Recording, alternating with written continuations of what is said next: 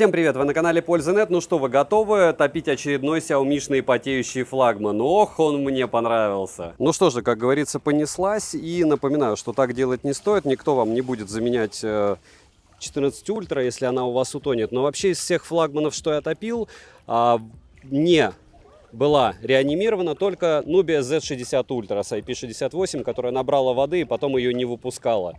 И вот она не ремонтопригодна полностью. Не выпускала она ее неделю, мне вот было интересно. А если говорить про Xiaomi 14 Ultra, разумеется, здесь модули все на 4К 60 FPS могут снимать. Помимо этого можно переключаться между ними, но на фронталку нельзя.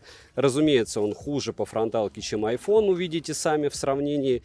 И я много всего расскажу о нем, но в целом смартфон очень интересный, наверное, поэтому вы и смотрите. И все тесты были проведены до утопления. Умер он или нет от утопления, узнаете в моей личной телеге. Всем привет, вы на канале Польза.нет, меня зовут Саня, и здесь только подробные обзоры с целью сэкономить вам средства. И сегодня я расскажу вам о смартфоне под неймингом Xiaomi 14 Ultra. До него был Xiaomi 13 Ultra, 12 Ultra и 11 Ultra. И таким образом это четвертая реинкарнация их фото-видео флагмана. Почему вы смотрите этот обзор? Разумеется, потому что вы уже насмотрелись рекламы. И насколько хорош этот смартфон, разумеется, вы узнаете в ролике. Подводных камней здесь просто море помимо ценника.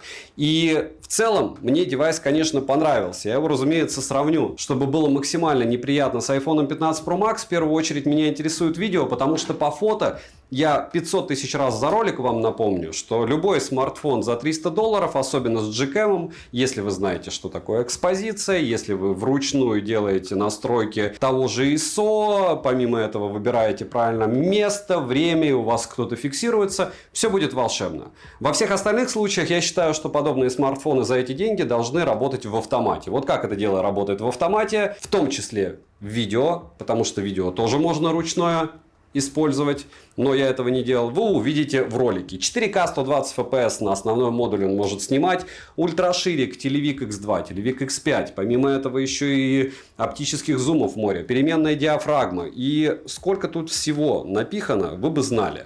Но настолько это круто, вы узнаете в ролике. Но мало того, что камера у меня глючила и потела, так еще и не будем. Смотрим. Распаковка. Поставляется Xiaomi 14 Ultra в черной минималистичной коробке, как и прошлая модель 13 Ultra. На упаковке есть стандартное название модели и краткая характеристика. Упаковка хорошая, но не премиальная. В комплекте мы имеем пластиковый чехол, краткое руководство, сам смартфон с наклеенной защитной пленкой на экране, кабель для зарядки с USB-A на Type-C, блок питания на 90 Вт с китайской вилкой, так как у меня на руках китайская версия смартфона. Далее есть ключ для извлечения слота под 2 нано-сим-карты, карту памяти установить возможности нет. Весит смартфон без чехла 227 граммов, как, к слову, и прошлая модель. А габариты составляют 163 на 75 на 16 миллиметров вместе с блоком камер. Розыгрыши моря. Читаем описание, какие сейчас актуальны. Постоянно это 5 Mi Band 8 серии. Разыгрывается за лайк, подписку и комментарий к любому видео. Скорее всего, скоро их в следующем месяце заменю одним смартфоном и с постоянным поиском победителя, потому что на бенды народ как-то даже не приходит, не спрашивает, где они. И напоминаю, что выиграть можно один раз в 3 месяца максимум. Подписывайтесь с колоколом. Перейдем же к смартфону. Поставляется данный девайс в черной, белой и голубой расцветке. Я приобрел классическую черную расцветку. В этом цвете тыльная часть выполнена из веганской кожи, а рама алюминиевая. В голубой расцветке тыльная часть стекло. Что касается дизайна, выглядит смартфон актуальнее, нежели 13 Ultra, но только потому, что тыльная часть теперь ровная. А в остальном все то же самое, хотя блок камер имеет дополнительное кольцо, и теперь он стал более массивный. Собрана данная модель отлично, и качество материалов, разумеется, хорошее. Люфт у кнопок минимальный. По эргономике смартфон не сказал бы, что лучше, чем прошлая модель, он огромный, но в целом лежит 14 Ultra в руке комфортно. Но чтобы она прямо у вас совсем комфортно лежала, не как у меня, у вас должна быть рука больше. Пользоваться одной рукой неудобно из-за небольшого перевеса и большого веса самого смартфона. Далее, на корпусе расположена рельефная кнопка питания, качели регулировки громкости, разъем USB Type-C OTG версии 3.2 Gen 2, 4 микрофона для записи объемного звука. Ко всему есть направленный микрофон, а для вывода звука коробка установлены стереодинамики с поддержкой Dolby Atmos. Звучание качественное, но не лучше, чем у айфонов. И здесь никакой не стерео, здесь полуторка. Есть смартфоны с полноценным стерео, когда у тебя нет перекоса с левого на правый динамик, а есть как 14 Ultra. Вибромотор линейный по оси X, тактильно приятный, настраиваемый, хотя до вибромотора от OnePlus по мне им далеко. Может быть, с массой смартфона не справляется, либо, не знаю, инженеров не переманили. Мини-джека не завезли, а вот ЭК-порт стандартно для Xiaomi в наличии, но он находится теперь уже у нас в блоке камер, так же как в Xiaomi 14. Притом это не мешает пользоваться электроникой вообще никак. Смартфон оснащен жидкокристаллическим AMOLED C8 LTPO Adaptive Sync Pro дисплеем на 6,73 дюйма с разрешением 3200 на 1440 пикселей. Плотность пикселей шикарнейшая, 522 ppi. И защитное стекло, которое по заявлению производителя прочнее, чем стекло Corning Gorilla Glass Victus в 13 ультре, и это прям заявочка. Но бить я его не буду. Экран не водопад, но он слегка с закругленными краями. Это всем, кто говорят, что вот, прямые грани, как только начинаешь водить пальцем, сразу цепляешься за защитную пленку. Я открою вам страшную тайну. За защитную пленку вы у всего будете цепляться. Снимайте ее, ни за что цепляться не будете. Частота обновления экрана от 1 до 120 Гц, частота дискретизации касания 240 Гц. Тест на частоту дискретизации касания вы можете наблюдать на экране. В играх сенсорный отклик показал себя хорошо, как и в повседневном использовании, но не волшебный, я вам скажу. Не игровой это смарт. Мультитач, конечно же, есть, и экран на 10 касаний откликается без каких-либо проблем. Все практически то же самое, что в 13 Ультра, только пиковая яркость поднялась, заявление производителя, с 2600 нит до 3000 нит. По моим тестам, максимальная яркость здесь 1100 люксов и пиковая яркость 1600 люксов. И я вам скажу, что это результат ниже среднего. Чтобы вы понимали, на 15 Pro Max 1300 люксов максимальная яркость, а на 13 Pro Max 1100, так же, как и у Xiaomi. Если уж чем-то мериться, то реальными цифрами. И технически здесь максимальная яркость двухлетнего смартфона от Яблока. Я за Яблоко не топлю, но чтобы вы понимали уровень. Экран Pro HDR с поддержкой Ultra HDR, а также технологии Dolby Vision, HDR10+,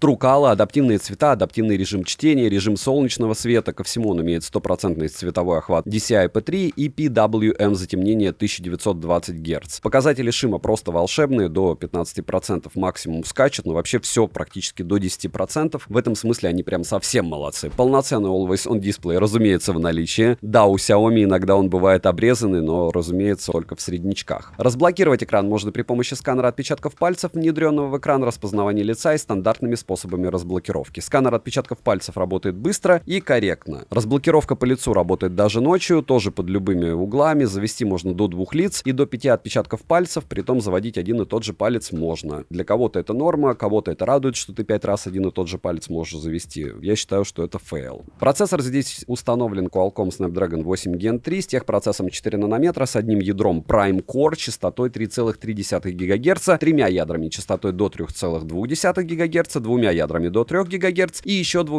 эффективными ядрами до 2,3 ГГц. Графический процессор Adreno 750, система охлаждения Ice Loop от Xiaomi. Для беспроводной сети установлен Xiaomi Surge T1 Tuner. Оперативная память LPDDR5X доступна на выбор 12 и 16 ГБ. Внутренняя память UFS 4.0 на выбор 256 ГБ, 512 ГБ и 1 ТБ. Операционная система HyperOS на базе Android 14 версии. Далее имеется поддержка высокоскоростного Wi-Fi 7 серии, поддержка 5G сетей, 4G сетей и ниже. А вот поддержки eSIM нет. Датчик приближения не подводил. Bluetooth версии 5.4, список поддерживаемых кодеков вы видите на экране, и он не особо большой. Для бесконтактной оплаты есть NFC-модуль, можно установить MirPay и без проблем оплачивать покупки. GPS-тест показывает точность 3 метра, что стандартно для Qualcomm. Далее, и здесь начинается магия. Почему начинается магия? Потому что когда я гонял данный смартфон на минимальном разрешении, разрешение здесь меняется, притом в настройках, в PC-марке при максимальной яркости экрана, разумеется, и максимальной герцовке, и максимальном разрешении, он выдал мне 7 часов 42 минуты. И я не замечал, чтобы он сбрасывал яркость. Данный смартфон сделал шах и мат. Он просто сбросил яркость до 300 люксов и гонял его 11 часов 43 минуты. При том, что у меня не было автояркости включено. В общем, в целом, смарт вам скажет сам, как, что и где он хочет гонять. Смарт поддерживает быструю зарядку до 90 Вт, беспроводную зарядку до 80 Вт и реверсивную беспроводную. От 0 до сотки он заряжается от родного адаптера питания. Барабанная дробь от 40 до 48 минут. И все зависит от магии электронов. То есть, если он будет выключен, это одна скорость, включена другая. Но в целом, вполне возможно, они что-то там с ПО допилят то у вас будет скорость зарядки до 35-36 минут, хотя я сомневаюсь. И напоминаю, что аккум разный. В китайской версии смартфона аккумулятор больше. Здесь аккумулятор 5300 мАч. Почему они в глобалке решили до 5000 обрезать, только Xiaomi там известно. При просмотре роликов по Wi-Fi на YouTube за 1 час у меня уходит в среднем 4% заряда. За 1 час в играх, смотрите, на минимальных настройках графики в PUBG обычном, при 60 FPS, потому что остальное залочено, он поедает всего 15% заряда. Но теперь самое интересное. На пользу стрима я гонял этот смартфон, и он вывозит Genshin Impact спокойно больше 20 минут при 60 FPS. Микролаги есть. Тач работает не супер волшебно. Поедает он 30% заряда в час, но яркость он сбрасывает до адекватных 500 люксов, 580 люксов он конкретно показывает. Я вам скажу, что это просто очуменнейший результат, несмотря на то, что у него были вылеталово в 3D Mark, несмотря на ужасные данные в Throttling тесте, залоченные FPS на PUBG, невозможность установить PUBG New State, в Genshin прям уважение. Для новинки это очень крутой результат. Перейдем же к тестам. В Throttling тесте, сколько он показывает в среднем, минимум и максималки вы видите, сколько он выбивает в Geekbench, 3D Mark вы видите на экране. И я отмечу, что в 3D Mark только Wildlife Extreme стресс-тест он не прошел без морозилки. В Antutu он выдал результат больше 2 миллионов тысяч попугаев. Все 3 прогона. Повторяюсь, на лайв-канале 3 часа мы его гоняли с лишним. И Storage-тест показал отличные 199 тысяч, но это не лучшие 199 тысяч. Кстати, возвращаясь к экрану LTPO, здесь он реальный LTPO и показывает в простой и 3 Гц, и 6, хотя иногда он показывает в покое 30 Гц, 60, 16, 3, 2. Кстати, один я и не видел, но 2-3 часто и 6. Но в целом экран уже отрабатывает неплохо. Хотя мне кажется, что у него проблема с энергоэффективностью, что неудивительно, учитывая его мощности. А почему все? Потому что перейдем к основному в этом смартфоне, а именно к камерам. И повторяю, что звучит он как лютая погремушка, потому что здесь 3 оптических стабилизации у 3 модулей. Но когда ты включаешь съемку, вот эта трясучка, она останавливается. Над камерами Xiaomi работали совместно с Leica, что стандартно, но особое внимание хочу отметить, допустим, на линейку Xiaomi 13T и 13T Pro, там была версия с лейкой и версия без нее. Притом без нее, разумеется, стоило дешевле. Надеюсь, у Ультра без лейки они ничего выгружать не будут. Основной сенсор здесь LYT 900 на 50 мегапикселей, переменная апертура от 1,6 до 4, оптическая стабилизация, фокусным расстоянием на 23 мм, лазерная автофокусировка и разрешением для видеосъемки 8К 24 FPS, 4К 60 FPS и ниже. Далее есть телеобъектив IMX 858 на 50 мегапикселей с апертурой 1,8, фокусным расстоянием 75 мм, оптическая стабилизация, поддержкой макрорежима 10 см и автофокусировкой. Сенсор также на 50 мегапикселей IMX 858 с апертурой 2,5, фокусным расстоянием в 120 мм, оптическая стабилизация, макрорежимом 30 см и автофокусировкой. Последний сенсор с тыльной части — это сверхширик IMX 858 на 50 мегапикселей с углом обзора в 122 градуса, апертура 1,8, фокусным расстоянием в 12 мм и автофокусировкой. Фронтальный сенсор на 32 мегапикселя находится в верхней части экрана по центру с апертурой 2.0, углом обзора в 90 градусов и максимальным разрешением для съемки видео 4К 60 FPS. Производитель позиционирует данную модель как фото- и видеофлагман, поэтому предоставляет возможность докупить специальный комплект с рукояткой, адаптером для фильтров, декоративным кольцом и не только. По моему мнению, если уже использовать смартфон для того, чтобы делать невероятные фотоснимки и даже снимать видео, данный комплект попросту лишняя трата средств. Ничего полезного в нем нет, кроме того, что вы можете менять фильтры. Также отмечу, что в рекламе можно прочесть большое количество различных нововведений и улучшений, которые красиво и внушительно звучат, но сейчас я вкратце расскажу вам о моем сравнении со смартфоном iPhone 15 Pro Max, после чего вы уже сами сможете делать выводы и сравнивать для себя эти два смартфона. Повторяюсь, не хотите меня слушать, скачивайте исходники и смотрите. Цветопередача стандартно для iPhone более натуральная, цвета без перекручивания, контраста или насыщенности различных цветов. Xiaomi — это контраст, яркие солнечные цвета, и из-за этого при съемке общего плана на основные сенсоры этих смартфонов приятнее выглядит картинка Xiaomi. Опять же, все на любителя. Лично мне не нравится, когда алгоритмы вносят изменения в реальность через камеры. Могли бы просто делать отдельный режим для этого, с лутом. Сразу хотел бы отметить, что переключение между сенсорами у Xiaomi, мягко скажем, убогое. И я думаю, что не скоро они это дело начнут фиксить, так как, по всей видимости, производителю нормально видеть то, что при переключении сенсоров прыгает картинка, переключение неплавное, цвета меняются, ко всему иногда проскакивают глич-эффекты. И я вам еще магию скажу. Honor Magic 6 Pro, который тоже там порвал всех DxO марки много где, там мало того, что переключение сенсоров было убогое, так оно еще и с изменением горизонта. У Xiaomi хотя бы изменения горизонта нет, но и этому мы радуемся. Далее, сверхширокоугольные сенсоры в дневное время в целом очень даже схожие по детальности, по цвету. Есть только некоторые отличия. Двухкратный оптический зум детальнее у iPhone, как и пятикратный зум, но в этом случае Xiaomi уже ближе. У Xiaomi телефотосенсор снимает шумами даже в дневное время, и я сказал бы, что по детализации он уступает. Опять же, я верю и знаю, что есть локации определенные факторы, в которых Xiaomi покажет лучший результат. Но вот в моих сравнениях дела обстоят именно так. По работе со светом у Xiaomi в целом хорошо, но есть куда расти. Что касается стабилизации, лично мне не нравится такая стабилизация. Она плавная, но малейшая тряска, и картинка смазывается и прыгает, что при зумировании вообще не лучший исход. У iPhone такого я не встречал. Ночью Xiaomi плохо справляется со светом и вытягиванием деталей из темных участков. Конечно, можно сказать, что у него меньше шумов, чем у iPhone, но в то же время у него большое количество цветного шума и ореол на небе в ночное время суток. В то же время телевик у Xiaomi лучше в ночное время, но не во всех случаях. У iPhone телевик уже очень требовательный к освещению. Плюс мы помним про телевик у Xiaomi 3.2, и, разумеется, отсутствие этого дела у iPhone при таком зумировании делает Xiaomi лидером. Сравнение с iPhone вы сейчас увидите, короткие примеры тоже.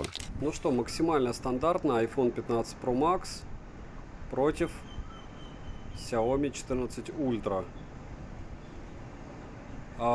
Я вижу, что контраста Xiaomi добавляет прям под самое не балуйся, но зато вам такие сочные цвета будут нравиться больше, чем эта опостылая реальность с выцвевшей травой. Это ультраширик, тоже в 4К 60 FPS. Это X2. Вы сами видите, как что переключается, да? Это X5.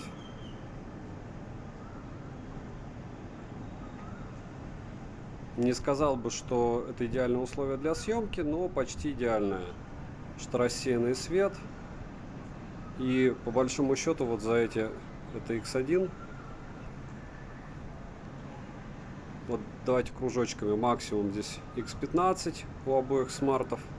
И, допустим, одинаковый объект. Шумы у iPhone, но надо опять же посмотреть на большом экране, потому что очень часто дообработка идет. Такие X15 2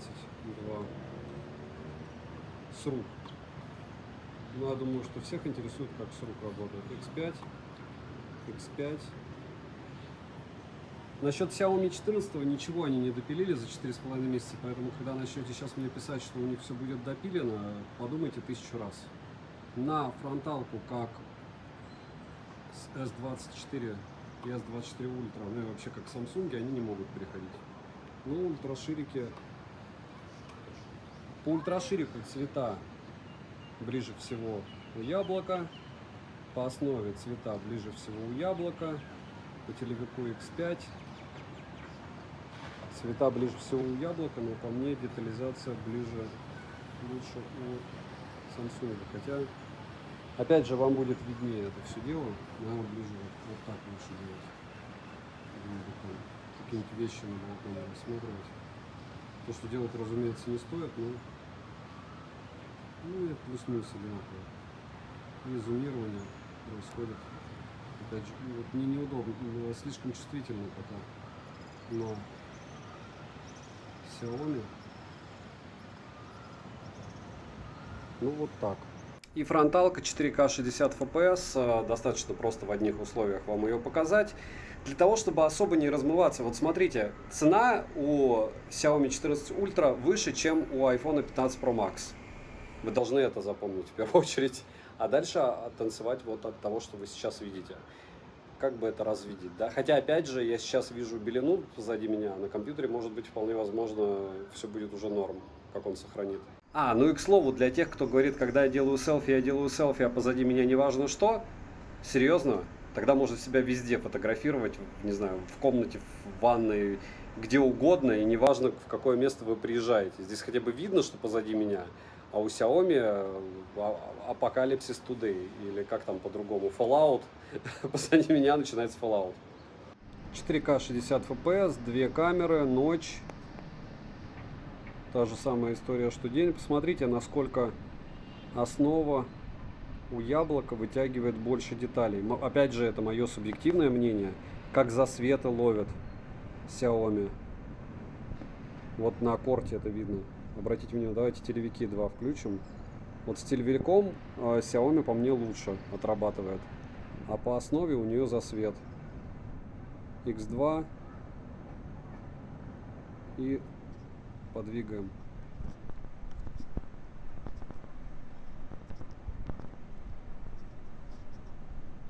Подвигаем. Чуть-чуть. Я даже не знаю, где лучше. Где лучше, по вашему мнению? Очень близко все. X1, ультраширик. Переключение мне не нравится еще у Xiaomi. Так, X1, X5. Допустим, 3.2, допустим. 3.2. Вот в 3.2, конечно, телевичок. Да, ощущаете? Вот такая вот беда у кого-то под неймингом Apple. Зато если X5 врубаем, то здесь можно еще кому-то повоевать. Ну-ка, диоды. Ха. Очень интересно. Очень интересно. И теперь основа 4К 30 FPS. Ночь. 2 смарта. Опять какой-то пересвет ловит Xiaomi. Может быть, только на основной модуль. Только на основной модуль. 3.2. Переключение, видите? Здесь же 3.2. Нету модуля, поэтому не выйдет кроп. Зум, точнее. 3.2. 5.0. 2 телевичка. И основа. Как вам плавность, где лучше? И фронталка 4К 60 FPS, все познается в сравнении. Ночью Xiaomi, где HDR обещанный? 4К 30 FPS, и не вижу обещанный HDR на Xiaomi, но это не критично. А вот в сравнении уже, согласитесь, интереснее выглядит не то, что один или второй смартфон, но сказать, что здесь однозначно выигрывает Xiaomi, я так не скажу. Но и сказать, что выигрывает яблоко, я тоже не скажу. У Xiaomi телевик в 3.2 это тема, и 5.0 вот у яблока телевик мне не нравится. Сейчас я сфокусирую вручную на Xiaomi. Вот вы видите разницу с телевиками, притом у одного шумов больше у яблока, второй вообще непонятная картинка. 2 ультраширика, чтобы вы понимали, что есть по ультраширикам лучше, что хуже. И опять же, ликвидность, не забываем, смарт красивый, но... Так, у Xiaomi режим HDR возможен только в 4К 30 FPS и ниже в 60 FPS невозможен. И вот так в 4К 60 FPS вы сможете снимать на основной модуль. И давайте дальше играться. Ультраширик. Я, к слову, уже нафотографировал вот шпиль в 120X на ночью. X1. X1. X3 сейчас будет с массу яблока лютый. Вот смотрите, 3.2 у яблока, потому что у него нет телевика. А зато 5 и пятерочка, X5, телескопный уделывает по мне.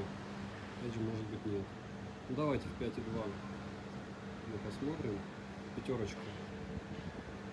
Что вам больше нравится? Кстати, ну, вытягивает больше информации яблоко, а приятнее картинка выглядит, конечно, на Xiaomi. Но что вы выберете? Больше информации или вот этот красивый черный квадрат? Хотя, опять же, может быть, при обработке будет как-то по-другому, так что жду я. Я скину на компьютер и отсюда сам покажу. Все, сегодня наш день. Вот смотрите, если вы будете своих друзей, кошаков снимать, будет это на телевик X5 выглядеть вот так, с довольно такого приличного расстояния. Если же решите на 3.2, то на айфоне это, разумеется, будет убого, что у него телевика нету. Если X1, то Вот так. Как мне не нравится такой модуль. И билетики, пистолетики. Лайки за кошака. Как еще их выпрашивать, да? Да, шучу. Ну вообще напишите, нужны вам эти животные или нет под съемок. Вообще, мне кажется, очень многие снимают своих питомцев. Поэтому, наверное, все-таки нужно. Ну и 4К 60 FPS, фронтальный модуль, день. И что я могу сказать, что вот так вы сможете себя снимать днем. Днем камера не особо интересна каким-то образом сравнивать. Почему не интересно? Потому что все плюс-минус одинаково.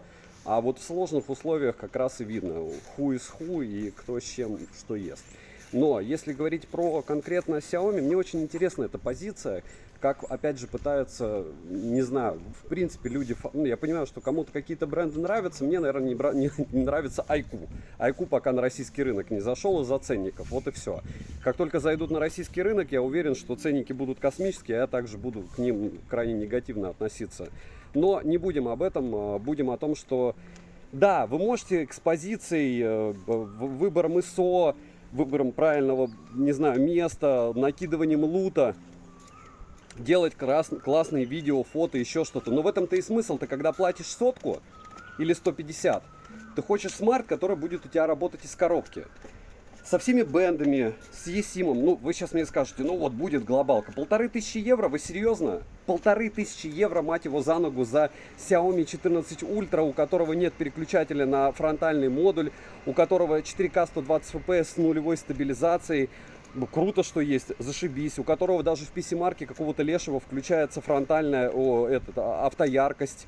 Помимо чего, ну, говорю, я могу вас научить, как пользоваться смартфоном за 100 штук. Ну, также можно и за 20 штук пользоваться, чтобы получать нормальные снимки. А по поводу того, почему тогда его брать, вот смотрите. Саврикап, у вас получается, что смарт не может, ну вот китайская версия, окей, вот она 100. Этот смартфон не способен установить PUBG New State. То есть он не для игр. Не про игры, не для игр. Хотя с Genshin Impact он справился довольно неплохо. Но это глупо, согласитесь, не игровой смартфон для игр покупать. Наверное. Хотя я считаю, что смарт за эти деньги должен уметь все вообще. Русского языка нет. Разумеется, вы что-то там накатите, еще что-то, там 500 тысяч раз я вам буду рассказывать, что с этого великолепного смарта при обновлении, так как Xiaomi уже это делала, может слететь вся информация, он уйдет в ребут. Насколько это круто? Ну, мне кажется, что совсем плохо. И да, весь ролик я вот долблю в одни и те же точки, но вы ощущаете, как много этих точек? Сброс яркости, там, не знаю, отсутствие русского языка, с eSIM непонятно, у него вроде есть в менюхе eSIM, но я не понимаю, как у китайской версии он есть. Я не буду вам говорить, что здесь есть спутники, они вас не трогают. То есть то, что здесь есть чип под спутники, в России вы не сможете использовать никак. В принципе, как и в Европе. Это китайская тема. И что вы получаете в сухом остатке? Смартфон, который вроде бы можно разбивать так же, как Honor какой-нибудь там, дешманский, у которого супер стекло. И что они предложили, из-за чего их можно назвать лучшим флагманом среди флагманов? Чем они лучше, чем Oppo Find X7 Ultra? Чем они лучше, чем Vivo X100 Pro? Чем они лучше, чем Samsung S24 Ultra? У каждого есть своя фишка. У S24 Ultra есть стилус. Oppo Find X7 Ultra, там настройка точечная, вообще всего чего. Еще и вибра супер топовая. У OnePlus, ну, относительно интересная оболочка. Опять же, мне кислород импонирует, и можно говорить, что это то же самое, что ColorOS, но про это мы и говорим, что это то же самое Oppo. Они же уже вместе работают. Если говорить про Vivo, да, перекрученные цвета, еще что-то, но у них очень всегда, вот с 80-й линейки, даже 70-й, супер классное видео. Что вам предлагает Xiaomi? Что? Напишите мне, я просто должен знать. Ручные настройки, они есть везде. Вот меня больше всего умиляет. Портреты, ну, недавно портреты все пиарили, портретную съемку в Realme 12 Pro Plus. Для меня это тоже смех и грех, ну ладно, ну вот окей. Пиарим. За что здесь платить такие деньги в глобалке? Потому что я уже, окей, у меня в руках смартфон за $1000, но он будет 1500, когда там появятся все бенды, и, наверное, можно будет установить PUBG New State. Круто. Ну и русский язык. И буду в состоянии, что он в любой момент может ребутнуться от обнова находиться. Вот так фронталка будет отрабатывать в довольно лояльных условиях, зато максимально информативно. Ну что же, 4К 60 FPS, конь и освещение, как вы видите, его на айфоне и на Xiaomi 14 Ultra. Вообще я не знаю, что лучше снимает. Надо смотреть на экране большом. Здесь прям совсем непонятно. Наверное, не стоит подходить. Поэтому мы сделаем X5. И вот так вы сможете снимать в X5 объекты. На айфоне ничего не вижу, потому что не выкрутил яркость. Она у меня на минималке стоит, даже не на автомате. Но вот здесь вот плюс, говорю, то, что 3.2 телевик. Видите, здесь 3.2. И вообще печально яблоко. Но при основе со светом все равно Xiaomi по мне лучше сработает. Намного. И дальше пляж. Напоминаю, что Xiaomi может еще в 4К 120 FPS снимать помимо 8К. И это прям круто. Давайте телевики. Для чего нужны телевики, да? Для того, чтобы рассматривать людей. Уж точно не предметы, да? Потому что это а-ля портретная съемка.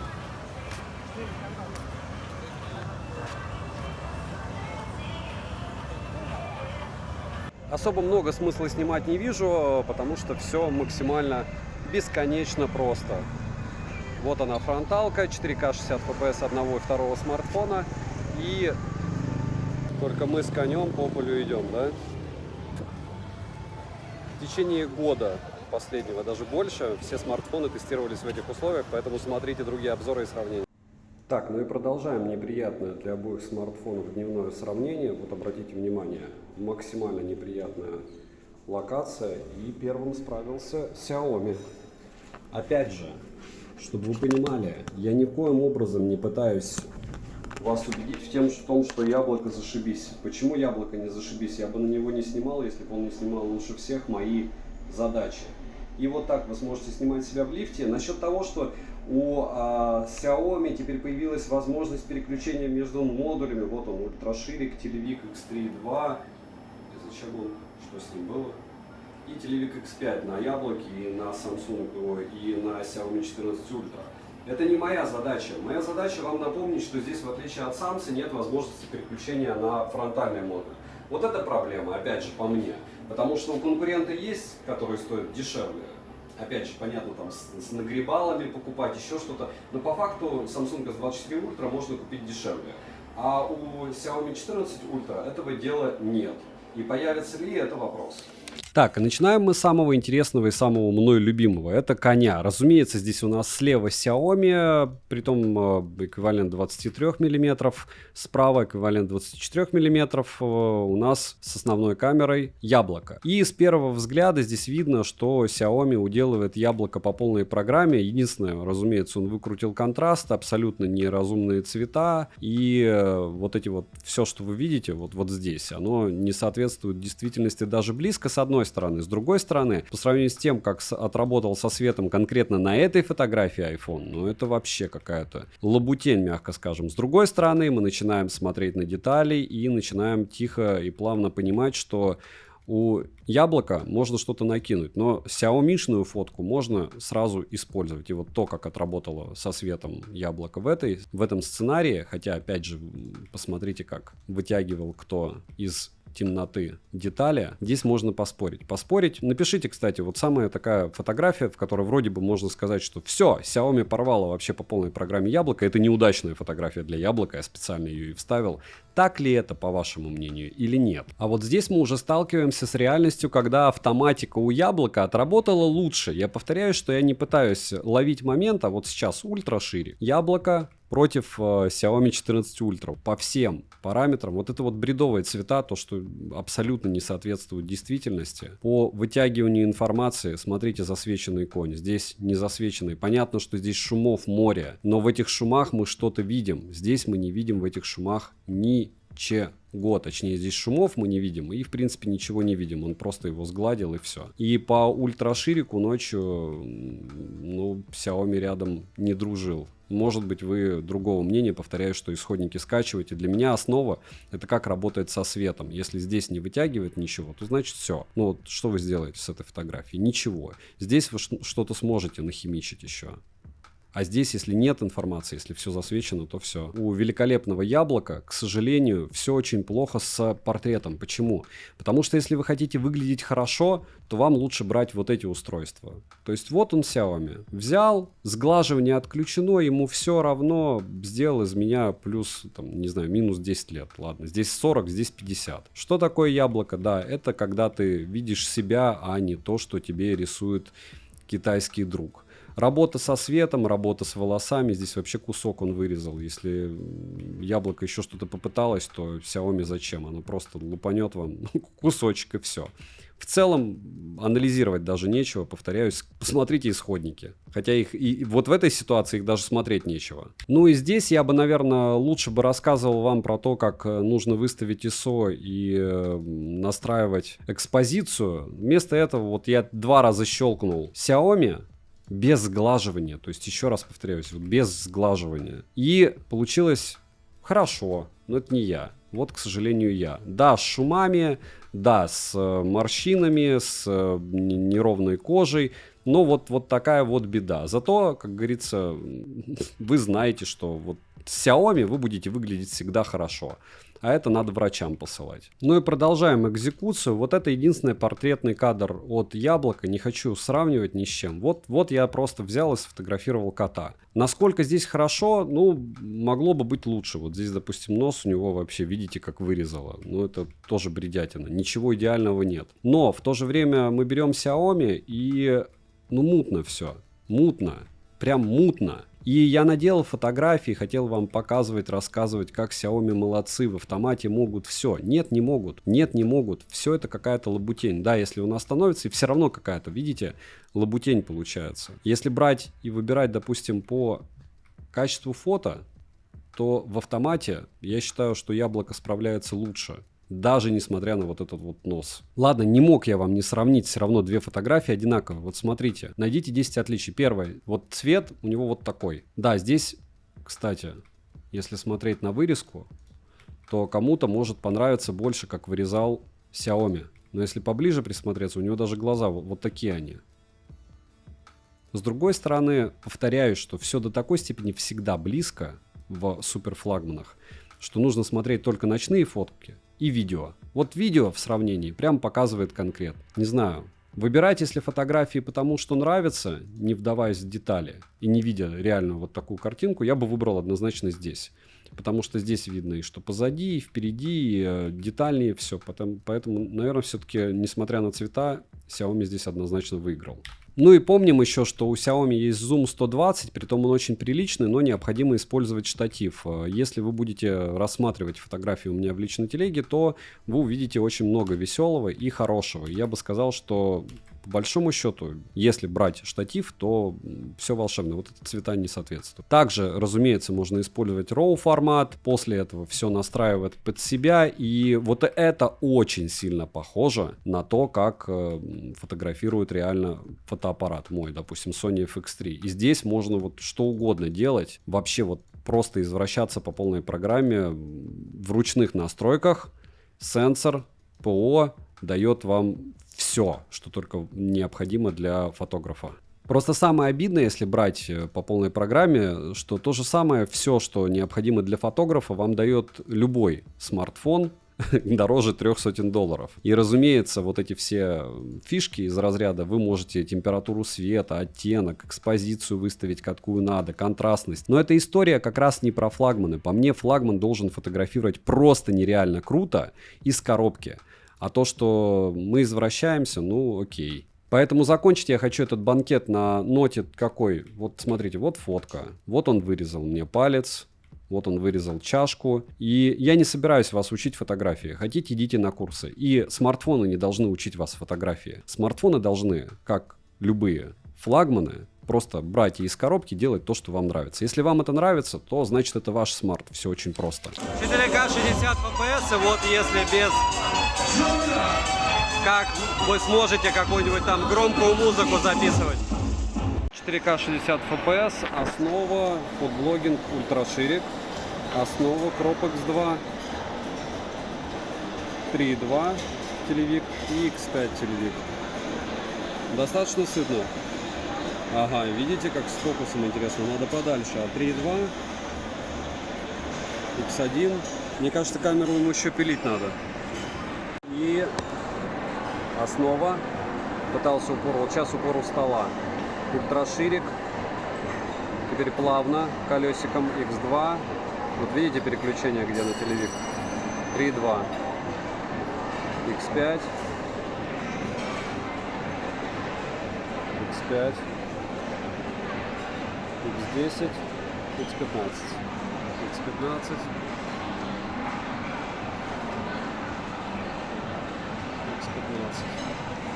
Немного фронталки 1080p 30 fps и фронталка 4К 60 fps не фризит, потому что fps 60.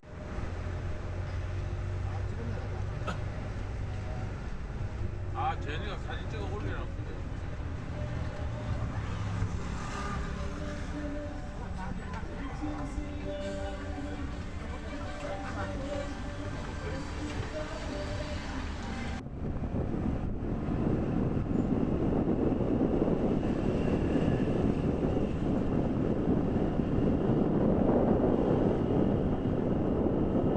Так, я не уверен, что вы увидите эту волшебную плавность, но эту волшебную плавность увидят те, кто скачает этот ролик с моей телеги личной, потому что здесь 4К 120 FPS, и вот так вы сможете себя снимать на камеру Xiaomi 14 Ultra в лифте с отвратным помещением. Сейчас освещением, отвратным помещением. Сейчас я, кстати, только выяснил, что камера потеет. Вот так. Ну что же, основной модуль 4К 60 FPS, съемка с одной руки в движении. Разумеется, так делать нельзя. Это для чистоты эксперимента. Почему? Потому что мы все так тестируем, все смартфоны.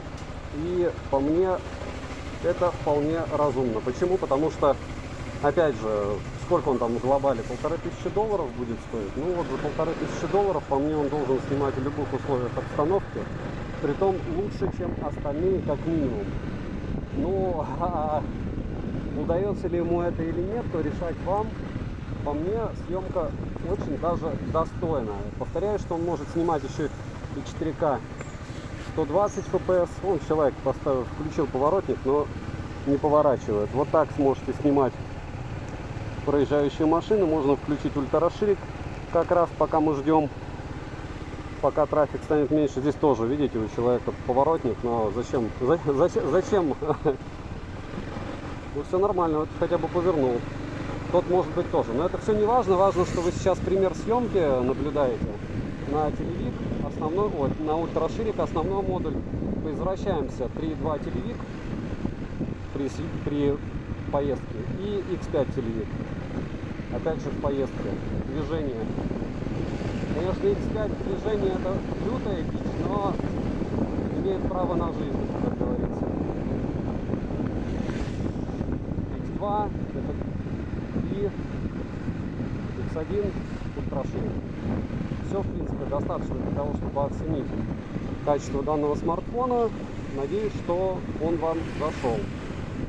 Будем честны, не надеюсь я, что он вам зашел. Моя-то миссия показать вам, что он может в итоге. То есть те, кто планирует покупать не, допустим, iPhone, не Samsung, что в итоге вы получите? Вы благодаря этому обзору сейчас видите, далеко от лица я держать не могу, потому что иначе я впаяюсь. И в целом вот так неудобно снимать. Слишком большое расстояние нужно между рукой и лицом, чтобы комфортно было. Здесь вообще надо вытягивать. Очень даже неудобно. 4К 60 FPS, ночная съемка, и до меня только дошло, что когда-то была самая супер погремушка из всех, что я тестировал, это Xiaomi 11 Ultra. У нее прям оптостап гремел, как будто детская погремушечка. Так сейчас 14 Ultra гремит точно так же. Вот прям точно так же. И да, любые смарты с оптостабом гремят, но все гремят по-разному, с разной силой. Разумеется, лучше так не играться, иначе смартфон может прийти в негодность. Но забавно, что, кстати, цвет он передает, температура света вообще некорректно. Вот сейчас я вижу ее ультраширик, и мне не нравится переключение пока. Телевик 3.2 и 5.0.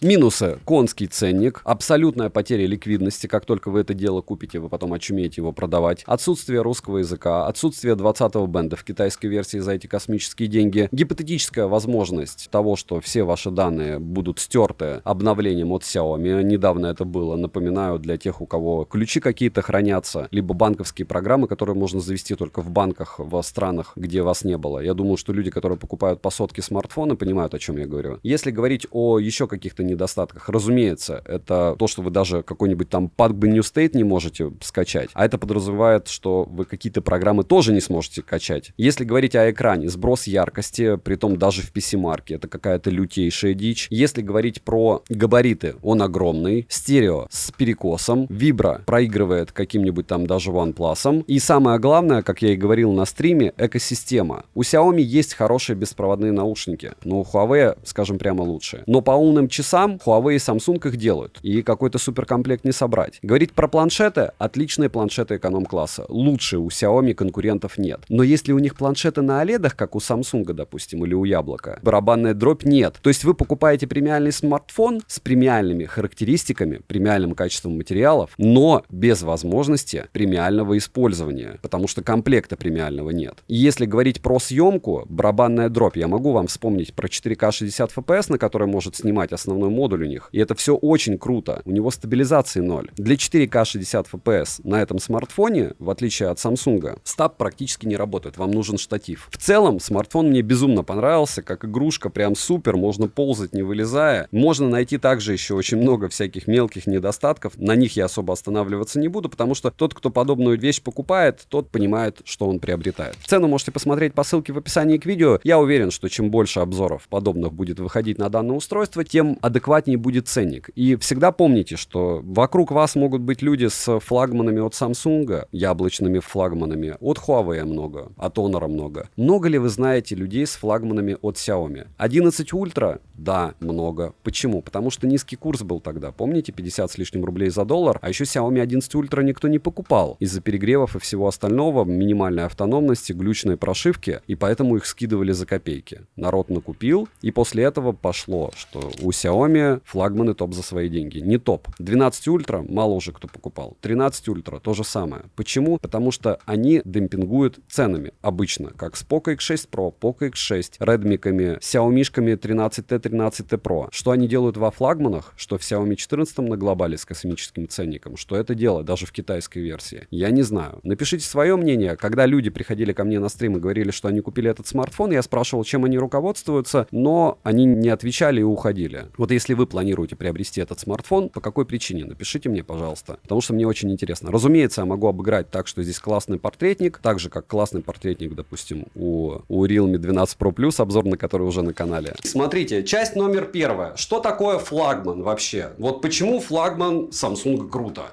Потому что только у них есть стилус. Почему флагман, это опять же для меня, чем они отличаются от остальных флагманов? У Vivo круто тем, что у них всегда такие перекрученные цвета в видео, что кажется, что они нереально прям бомбезные.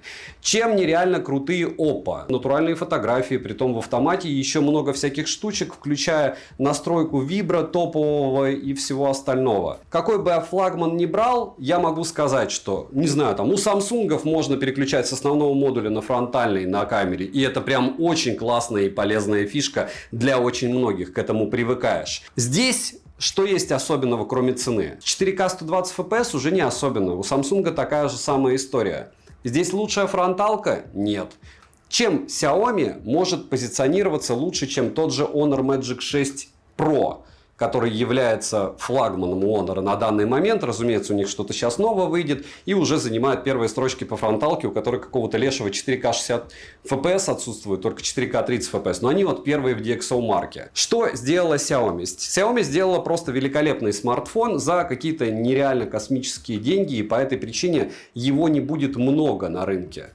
Это первая часть. Опять же, я считаю, что смарт классный. Просто чем он отличается, напишите мне. Вот почему он лучше. Ну, кроме очуменной рекламы. Кстати, по этой причине тоже я делаю обзор, потому что Xiaomi просто смотрит. Это расхайпленный бренд, так же, как и на яблоке. Посмотрите, то, что я рассказывал на фронталку. Вот 4 минуты я рассказывал на фронталку от Xiaomi и от яблока.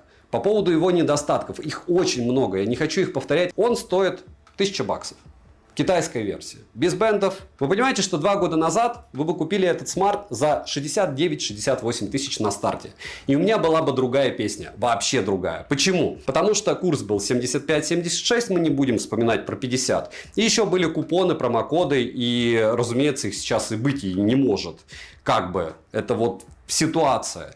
Так вот, если абстрагироваться от того, что они ошалели и продают по 1000 баксов, мы относимся к нему как к смартфону за 100 тысяч рублей. Хотя по факту это даже на старте было бы 69 на той же Али. Вот если это помнить, то ну и ладно. Вы фанат Xiaomi, почему за 70 штук не купить смартфон, который только-только новинка? Но если вы фанат Xiaomi сегодня, вы переплачиваете минимум 30-ник при покупке китайской версии. Потому что в Китае он в магазине стоит 80, в закупке в лучшем случае 70, если не 65. И за что вы покупаете, вот за что? Говорю, если бы у них еще не было вот этого глюка с ребутом, когда у них при обновлении смартфоны просто уходили в перезагрузку и вы теряли все данные, я бы, может быть, еще не так бомбил с этих девайсов. Я бы вспоминал все время Realme с их блокировкой. Ну ладно, у тебя телефон заблокировался по связи. Это не говоря о Xiaomi, Realme, OnePlus, у них некоторые модели китайские.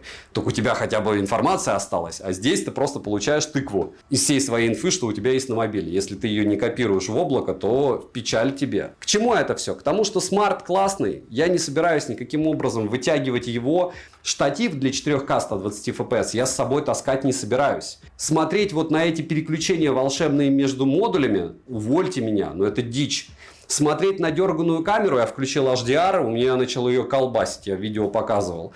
Или рассказывать вам про то, что запотевание это нормально, хотя потеет почему-то камера только у Xiaomi. Черт с ним, оно все проходит. Идею вы, надеюсь, поняли, что несмотря на то, что дорого, в принципе, 2 года назад мы бы на это смотрели, ну окей. Это раз. 2. Несмотря на то, что это отличный смартфон, на фоне флагманов у конкурентов, я не вижу, за что здесь зацепиться. Ну, кроме как бы нормально подать вам это дело. Поэтому, вне зависимости от того, какой будет ценник, я каждый раз напоминаю на стримах или еще где-то, смотрите вокруг, сколько смартфонов, кто с чем ходит, с какими флагманами. Насколько вам легко будет продавать подобного рода устройства на рынке. Я вам скажу, что мне перекуп продал в Питере за минимальную наценку, дешевле, чем в Москве. Почему? Потому что не так просто продать штучку без бендов. Еще и теперь я знаю, что с какими глюками. Девайсу от меня однозначно бесконечное да. Они молодцы, что делают флагманы. Не молодцы, что у них какие-то конские ценники. Подписывайтесь на канал с колоколом. Напоминаю, что еще будет обзор одним кадром завтра на канале. И я в течение 15 минут буду о нем рассказывать то же самое. Только единственное, вы увидите, как он работает в режиме реального времени, если ничего не менять. И второй момент, разумеется, прожарку. Смотрите, 3 часа мы его жарили. Он показал себя неплохо. В Геншине он показал себя отлично. Я ожидал худшего. Но то, что он в PC-марке даже у меня сбросил яркость, это эпичный фейл. Спасибо за просмотр. Повторяю, что канал про то, как сэкономить, а не как потратить. Поэтому вот такой подход. Добра и удачи вам, дорогие друзья.